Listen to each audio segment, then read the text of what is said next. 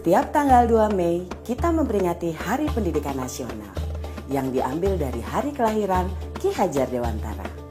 Melalui pendidikan, Ki Hajar berjuang melawan penjajah Belanda. Seperti apa ceritanya? Ayo teman-teman, kita simak bersama.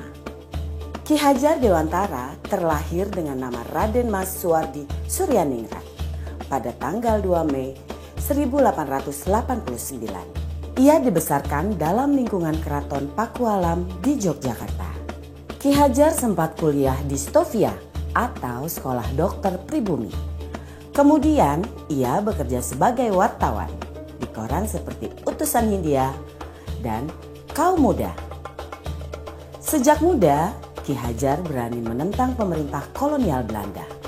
Bersama Daus Dekker dan Cipto Mangunkusumo, ia mendirikan Indies Partij pada tahun 1912 yang bertujuan mencapai Indonesia merdeka. Akibat kritiknya pada pemerintah Belanda, dalam tulisan Seandainya Aku Seorang Belanda, Ki Hajar diasingkan ke Pulau Bangka. Daus Dekker dan Cipto Mangunkusumo membela sahabat mereka, sehingga akhirnya 3 serangkai ini diasingkan bersama-sama ke negeri Belanda. Masa pengasingan di Belanda dimanfaatkan Ki Hajar untuk mendalami dunia pendidikan dan pengajaran.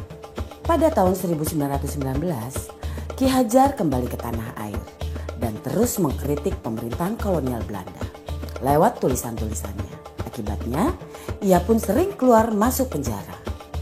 Tanggal 3 Juli 1922, Ki Hajar mendirikan lembaga pendidikan Taman Siswa di Yogyakarta.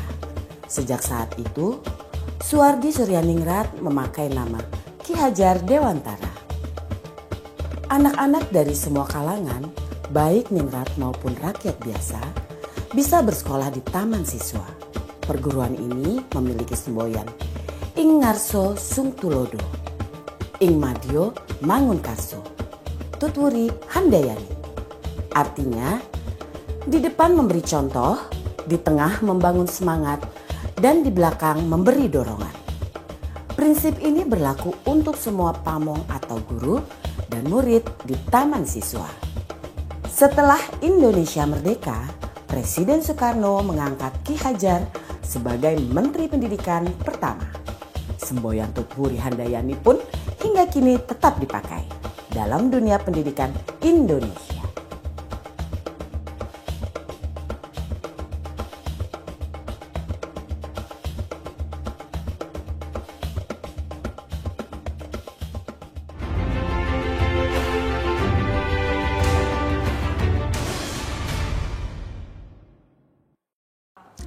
Bapak Ibu calon guru penggerak telah menyimak video profil sejarah Bapak Pendidikan Nasional kita Ki Hajar Dewantara. Pada kesempatan ini, izinkan saya untuk memaparkan refleksi saya terkait pemikiran Ki Hajar Dewantara untuk membuat kita lebih memahami impian besar beliau untuk membawa anak Indonesia mencapai kemerdekaan belajar. Ada 2 hal yang ingin saya sampaikan di sini. Pertama, beliau berkata bahwa pendidikan adalah tempat persemaian benih-benih kebudayaan.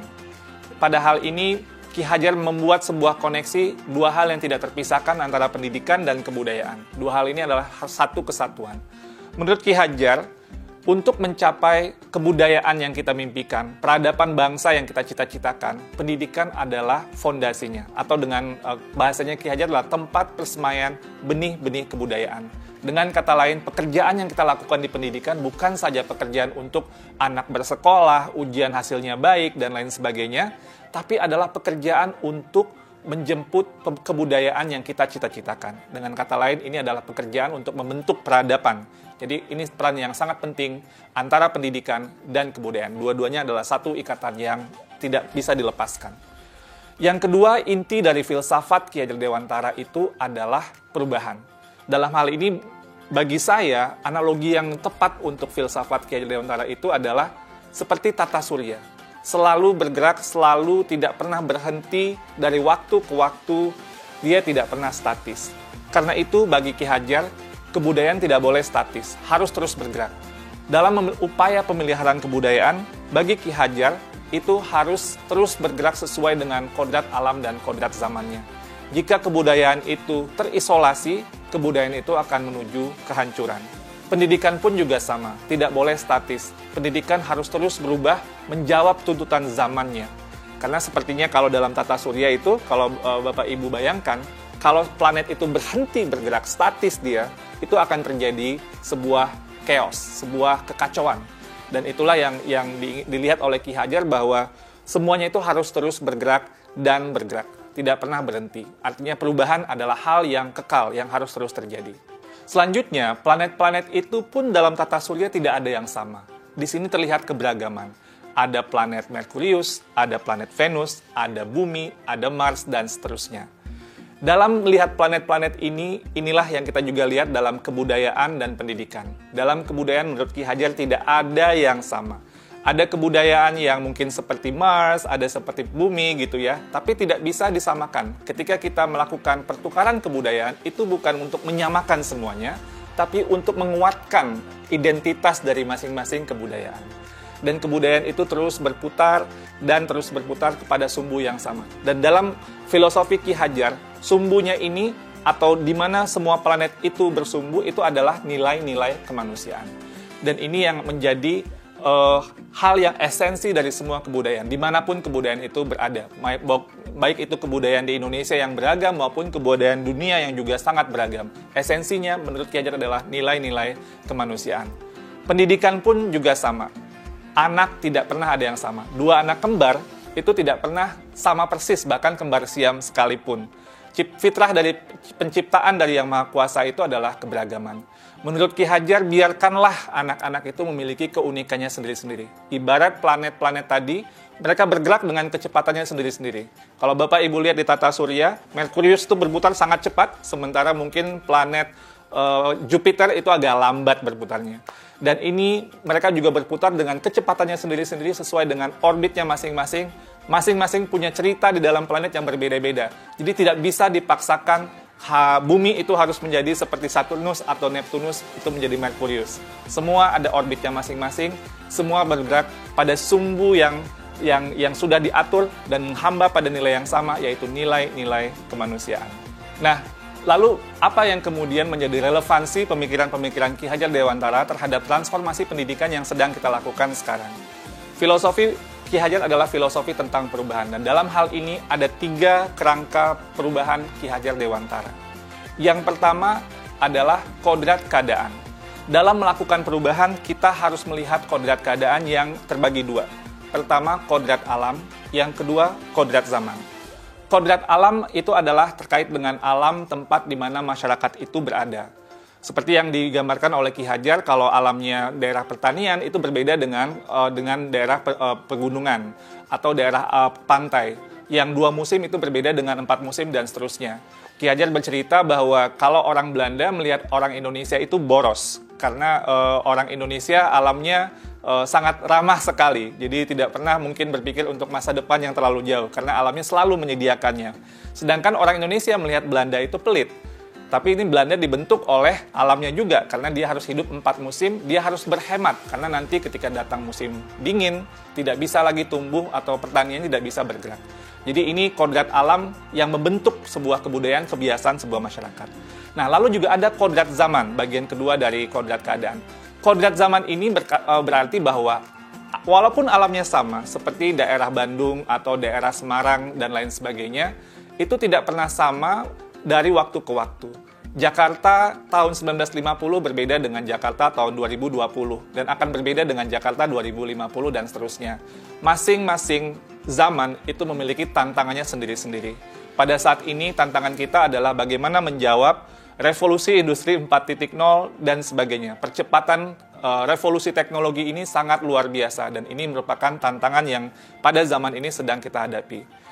Lalu yang kedua adalah prinsip melakukan perubahan. Kalau tadi kodrat keadaan, yang kedua ini prinsip melakukan perubahan. Di sini ada yang namanya azas trikon, kontinuitas, konvergensi, dan konsentris. Dalam melakukan perubahan, menurut Ki Hajar, kita harus melakukan sebuah dialog kritis dengan sejarah kita. Kita harus menjaga nilai utama dari masyarakat kita. Harus berakar pada identitas utama dari sebuah masyarakat. Jadi walaupun perubahan itu menjawab kodrat zaman, tapi nilai esensi budaya masyarakat itu harus tetap dipegang. Tapi juga harus ada dialog kritis sehingga bisa terus berubah. Jadi kontinuitas ini bisa terjaga dengan baik. Yang kedua, harus konvergensi. Maksudnya apa?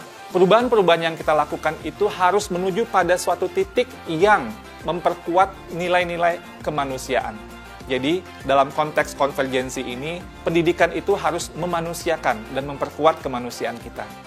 Yang ketiga, konsentris. Jadi, walaupun menuju pada nilai-nilai yang sama gitu, sumbu yang sama, tapi kita tetap harus menghargai keragaman yang ada. Karena kalau konsentris itu ibarat planet tadi, dia berputar sesuai dengan sumbunya, sesuai dengan orbitnya. Tidak bisa dicampur-campurkan. Karena itu, pendidikan itu harus menghargai keunikan. Karena itu juga, pendidikan itu harus memerdekakan.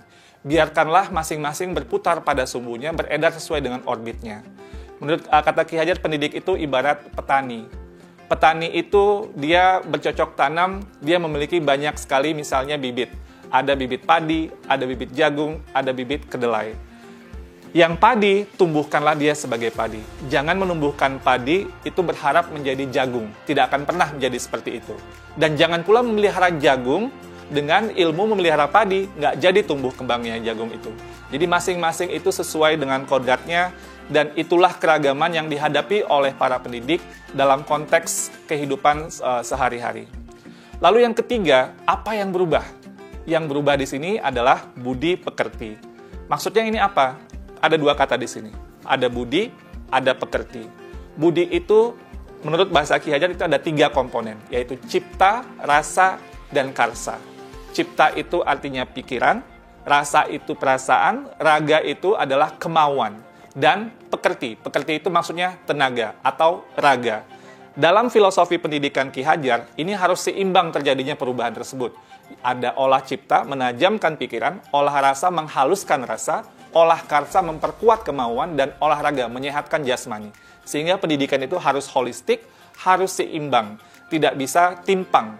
Kalau pendidikan ini bisa kita lakukan dengan seimbang, menurut Ki Hajar, ini akan terjadi kesempurnaan budi pekerti yang membawa kita pada kebijaksanaan. Dengan kata lain, jika kita melakukan pendidikan yang seimbang, tumbuh kembang anak secara holistik, ini akan menghadirkan banyak insan-insan yang penuh kebijaksanaan. Sebaliknya, jika kita melakukan pendidikan dengan timpang, maka kita akan menciptakan masyarakat yang langka, bahkan mungkin hampa dengan kebijaksanaan. Pada akhirnya, semua disiplin ilmu harus menuju kepada kebijaksanaan. Dan relevansi yang kedua dari apa yang kita pelajari dari filosofi Ki Hajar Dewantara adalah keharusan untuk memandang anak dengan rasa hormat, berorientasi kepada anak. Jadi, apa tujuan pendidikan kita? Itu adalah murid, murid, murid.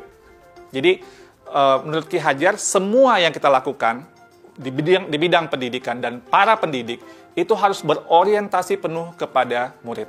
Dengan bahasa Ki Hajar, salah satu azas dari Taman Siswa, bebas dari segala ikatan, dengan suci hati mendekati sang anak, tidak untuk meminta suatu hak, namun untuk berhamba pada sang anak. Kata-kata berhamba pada sang anak adalah sebuah analogi, tapi memiliki kedalaman nilai yang luar biasa. Bahwa Ki Hajar, seorang yang sangat ditokohkan, melihat bahwa berorientasi kepada anak ini adalah hal yang paling utama, paling esensial bagi kita para pendidik. Semoga refleksi singkat ini bisa menjadi sebuah inspirasi bagi Bapak Ibu semua, calon-calon guru penggerak yang saya banggakan. Terima kasih Bapak Ibu penggerak, salam bahagia.